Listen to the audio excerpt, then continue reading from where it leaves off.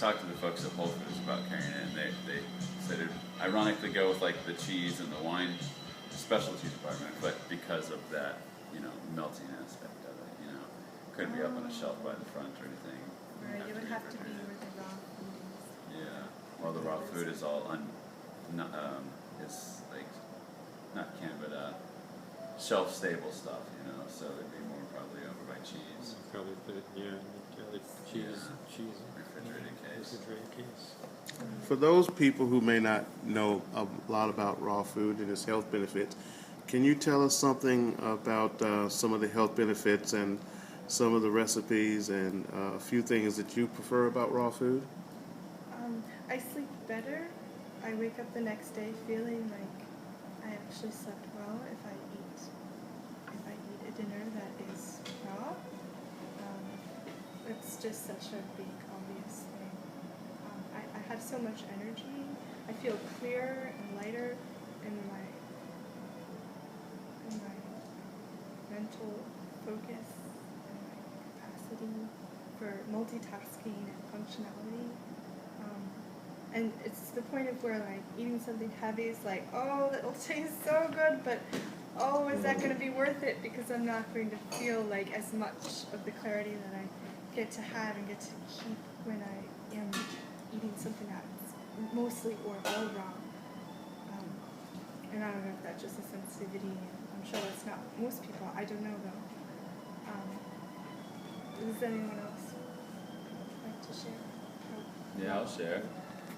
For me, raw is about the vibration of the food. It's about the vitality of it, and it's how I feel. I mean, I always base everything on what I feel. I love to read about the science and the nutrition, and there's a lot to be said for it.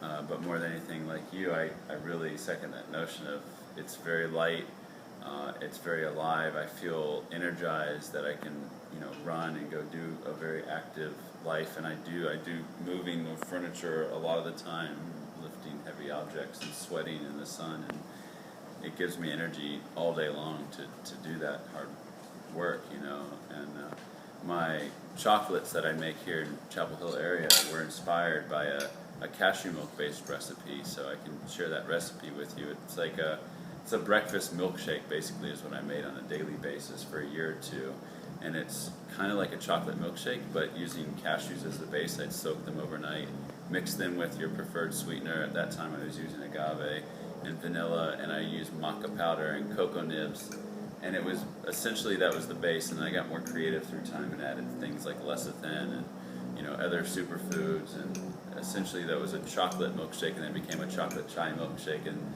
then I'd add frozen bananas for the fruit and the carbs to energize me as well from that, and I'd have that for breakfast, and then I wouldn't eat until dinner time. I just didn't eat lunch, and I just go all day, and so then I was looking for a way to preserve all those ingredients, and I came up with the chocolates that are coconut oil-based chocolate, but it's all the same ingredients, basically. Where can we find some of the chocolate that you're making? Around town here in Chapel Hill, I sell at Johnny's, actually in Carborough here, and at Oasis Cafe in Carmel Mall, in Chapel Hill at Merritt's Grill, which is down south of the hospital towards Southern Village, and Sage Cafe, which is a vegetarian restaurant, really delicious place up on the north side of town in Timberline, is going to start carrying my chocolates soon. I've been talking to Ramin there about it for a while, and just waiting till the moving stuff dies down, because it's a busy season for that. I haven't made a lot of chocolate this summer, unfortunately. So those are some places locally. Clarissa, my friend's got a juice bar in Durham that she's going to be opening up near the Durham Farmers Market, a bigger restaurant there for raw foodies and juicing and all that good stuff, and she carries it as well. And then I sell online too. My company is called Chocolate Therapy, but therapy is spelled P-I-E, therapy, rather than P-Y, because Ben & Jerry's has a ice cream flavor called Therapy, so chocolate therapy. So Very nice. That's it. Yeah. Very nice. And how has been your raw food odyssey or vegetarian odyssey? When did you get started? I only tried it for a short period of time, like 8 months, and I got a Vitamix, and I was, well, first I was doing like a lot of nuts and juice of just carrots and beets and stuff. And it was going well, but at some point I got tired, so I got Vitamix too. get more creative. But then it got cold, and what I did, I would mix things up in Vitamix when it was cold. I would pour it in a pot and make a soup out of it. So then raw food stopped there. It was 8 months. So that was my journey. But it was very good. I practiced martial arts, and right before going to class, I would drink carrots and beets juice. And it would give me energy like and nothing else could. On an empty stomach, I would have that, and I would just like get jittery even. Like it was so great. Yeah, so that's my story. And William, do you have a story for us? Yeah, Just I you're just have very a story for you, but it's not quite the same. I just eat what I like. okay. And I've ended up finding myself hanging out with people like you all. As a result, it's an energy as well as, I mean, it's taste though. I mean, I find myself repelled by things that I know are produced in cruel ways or that contain ingredients that are, or that damage me. And so it's not simply what tastes good, but it's what appeals to me, and that's a complex combination of things. But I have never made an effort to be a vegetarian or be a vegan. I just sort of found myself becoming that because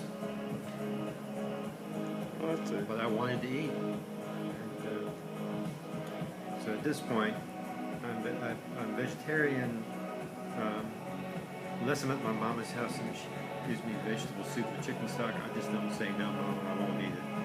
So every once in a while, I've been known to slip. But basically, I'm vegetarian at this point, but not really vegan. Certainly not raw. I eat a high percentage of raw foods. What was the straw that broke the camel's back and made you decide, wait a minute, enough's enough. I need to make a change in part of my lifestyle, which included raw food? Well, I guess a little bit was the preliminary background context. Concisely, is that once upon a time I lived in Carrboro. I was working for NC Curd, the nonprofit environmentalist group. I was also needing to pick up a second job, and that was at a fast food restaurant in a close, convenient location for the summer before college began. And so when I saw the way the music was, the food was being was being treated and what it was, I realized I wanted nothing to do with that whatsoever.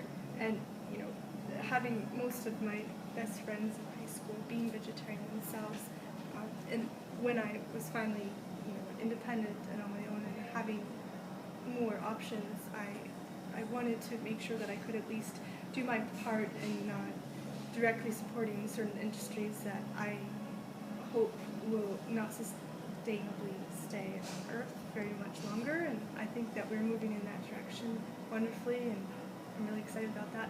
But what was the final thing for me was I had an allergy to an antibiotic I was prescribed, and it proved to be a really big deal, and it kind of kicked my butt.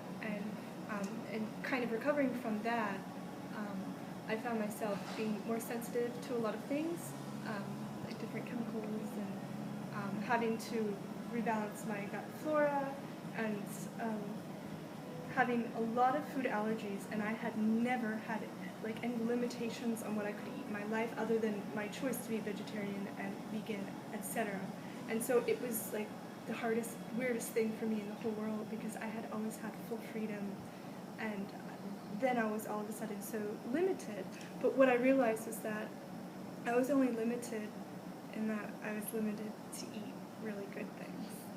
So it was actually a really great blessing in disguise for the most part. And so being gluten-free was something that changed my life and gave me my life back in terms of my my comfort in my physical body, and what I could do with my life again. And then the other part being processed sugar. Once I got that, life started being really good again. and staying away from those seem to be probably the most important things I've done in my life. I mean, in general, I just feel kind of sad that it took me a quarter century to kind of come to that. But for me, it's what made sense to me and works for me. And incorporating as much raw into my diet as possible is really great. I think for me, being super vada, I'm challenged with needing to ground and nourish the spleen, and having cooked food feels really good for me, and I think that just honoring myself and staying in touch with what feels right on that level is important, and I continue to do my best with that. But for the most part, raw, in conjunction, of course, gluten-free, sugar-free, feels so right and so great. There's nothing else to say. Micah, what was the straw that broke the camel's back? You know, it's interesting. It wasn't overnight, though. I actually, I had, I guess you could say, ADD growing up, officially or unofficially. And as I cleaned up my diet, I noticed that I was able to pay attention and focus a lot more, and concentrate and learn and grow in ways that were much more challenging for me. And this was around the age of like 22 or so. So the more and more I cleaned up my diet, and the food I was eating was more pure and mostly raw, but definitely all vegetarian. I had acne like on my chest and my back that I was insecure about from the time I was 16 or something, and all that stuff started to go away. And so the cleaner my food, the cleaner I felt, the cleaner my head was, my body, and it, like I said, it wasn't something overnight, but over the course of months in that first year of becoming vegetarian, these were noticeable changes that inspired me to want to keep up with it. And then the more I learned about raw, it just it kept expanding on that diet of vegetarian and vegan and raw food, and just kind of really finding the balance for me. And like you, I go through different waves, different seasons, different months, different times within my own physiology, but generally speaking, I find that a mostly raw diet with like a little cooked quinoa and sometimes cooked veggies, and pretty much all gluten-free, pretty much all soy-free, does well for me, and I'm happy with that diet more than 90%, 99% of the time, and it energizes me, it keeps me going. And I'm able to stick to my focus and grow and read and maintain what I'm looking to do in life, you know? Nice. Yeah. What was the straw that broke the camel's back for you? Well, when I left Iran, my country, I looked like this and my weight was like this. I came here, within a year, I gained 50 pounds. I became pale. My hair was falling out, and I was an angry, nasty guy. And I was like, okay, I'm in a dangerous environment. You've got to clean up our diet. And that's where it began. I really felt it was my diet that was messing me up. And the change was dramatic. I went from being a nice guy to an angry asshole. I'm sorry, my language. It's okay. It's all right. But yeah, we don't have McDonald's in Iran, or KFC and stuff like that, and I started eating those things, and it was just like nasty. So yeah, it started from there. Do you find places around here that kind of serve, well, I guess would ostensibly be Iranian food? There are, but the problem is they're using the beef that was like grown here, and all the meat and stuff, the way they're being treated here. So yeah, I think that's really the problem. Back home, farms are smaller. There's a special way that they treat the animals and kill them. Like there's a special ritual to that, and I think the meat is just cleaner. And yeah. Okay. Would you like me to hold the camera so you can speak to it? Oh, well, sure. So what was your journey with vegetarianism and veganism and rawism, and what broke the camel's back? Well, I'll tell you that what broke the camel's back was when I was diagnosed with hypertension and high blood pressure. Mm-hmm. And my blood pressure was sky high. And most of it had to do with genetics, but it also had to do with the kind of food that I was eating. And at that point, I decided, well, I don't want to be on medication all my life. So I began to change what I eat. And I cut way back on the meats, almost everything with sugar in it, all of that had to go. And miraculously, within 6 months, I felt better. The next time I went for a checkup, the doctors were amazed. They said, whatever you're doing, keep doing that. And that's what I've been doing. Wow, that's awesome. So luckily I have friends that, like the friends I have here, who have been very instrumental in providing a lot of support, indirectly and directly. So, I don't feel like I've missed any of what I used to have. The food here has been so good. And to be honest, I could see myself preferring this over what I used to have, or even some of the things I have had in the last year. Wow. That's great. Absolutely. Thank you for sharing. It's interesting what you were saying about the ADD because